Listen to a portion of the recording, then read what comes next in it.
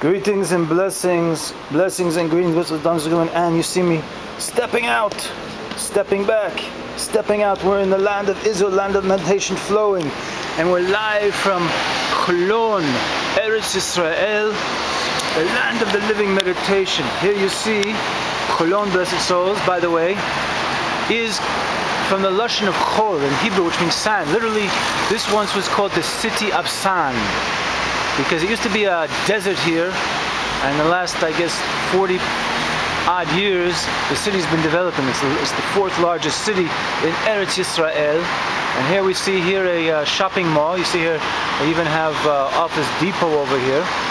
And here, probably I say jokingly, this is the Big Ben clock of Holon. Holon, again, as I mentioned, is the fourth largest city. Here we see in the distance, maybe I can zoom in a little bit. Yeah, that is a sukkah, because tonight and then tomorrow night, actually starting tomorrow night, will be Chag Sukkot, Zman Simchosim, the time of our rejoicing. And the city of Holon has built a sukkah. You see the schach is not there on yet. That's the covering which is from the Torah, that children of Israel, Yehudim, should sit for 7 days in a sukkah and rejoice with the Creator that He took us out of the land of Egypt.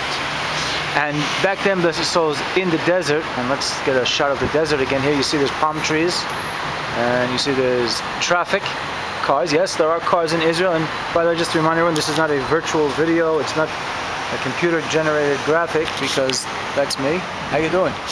With that being said, blessed souls, let's look at this video.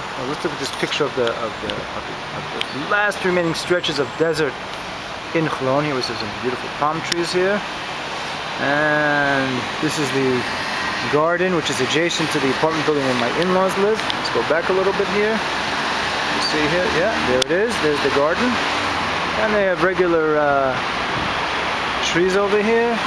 But I like the palm trees. Aren't the palm trees beautiful? Unfortunately, they don't have coconuts growing from them. I guess it would be a coconut tree, not a palm tree. You see, blessed souls, when you're in Israel, you get very excited. And I'm getting very tangential, but I'll just give you a general overview. But as we look into the desert, the last stretches of desert here in the city of Holon, the fourth largest city in Israel, Eretz Israel, that when we were in the desert, the Most High covered us with clouds of glory, Anania Kovod. We were fed man, heavenly bread.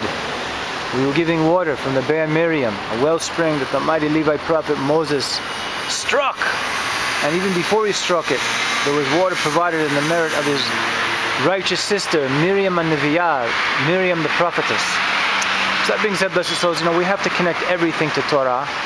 And as I mentioned before, we're going to sit in the sukkah, as you see again here. I don't know if I'll be in this sukkah. Hope to be outside of Yerushalayim, Jerusalem, for the first days of Sukkot. Let's go back to the desert here. The Torah was given in the desert, blessed souls. Why was the Torah given in the desert?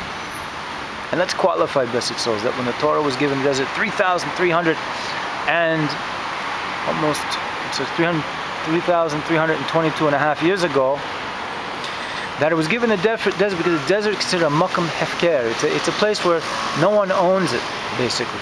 Okay, in modern day, countries have possession over deserts. But in truth, at the time of the giving of the Torah Har Sinai, no one owned the land at Har Sinai.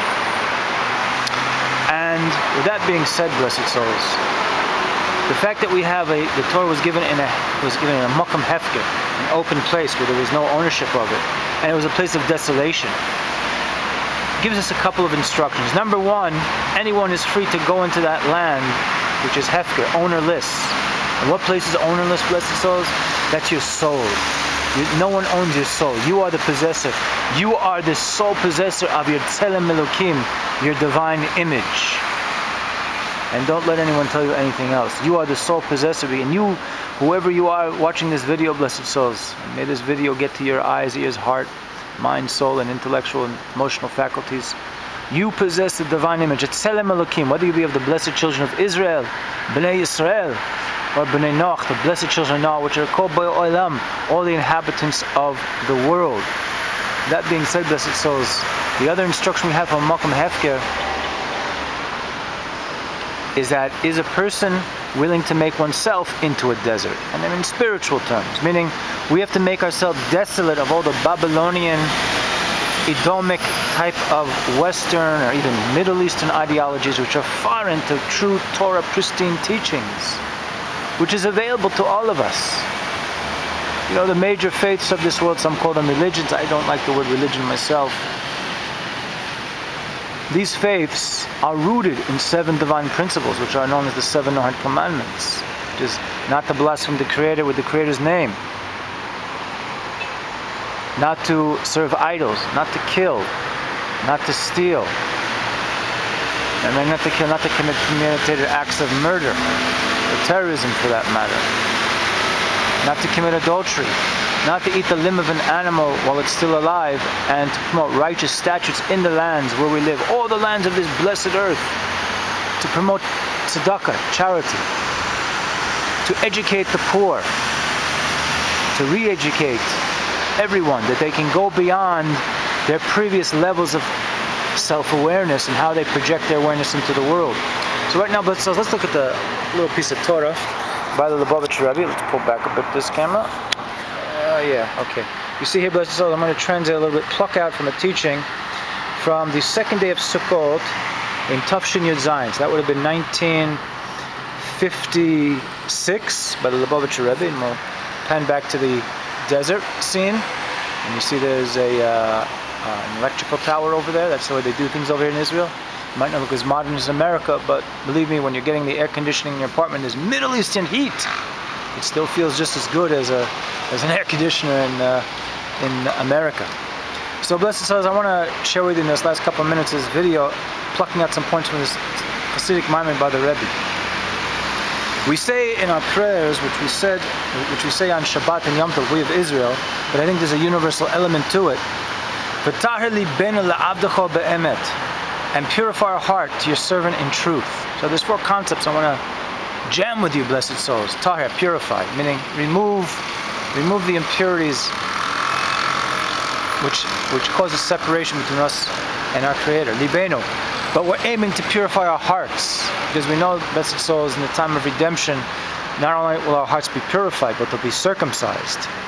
Yes, circumcision is not just at the place of the organ of procreation of a male. It will also take place in the heart. There also is a concept of the circumcision of the mind.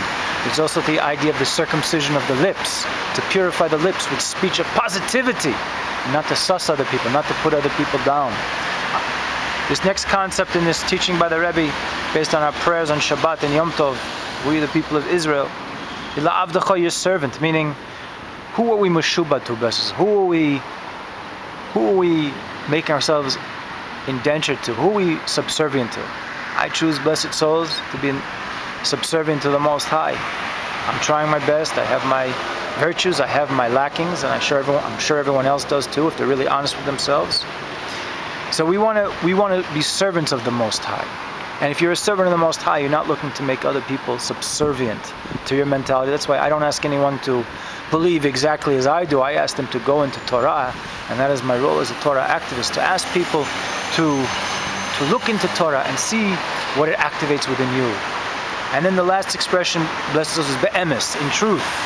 And blessed souls, emes is in fact, it's very, very interesting. The expression that the Rebbe plucked out of our prayers, which is the word, let me see if I can get it here. Let's see if we can get it here. Oi.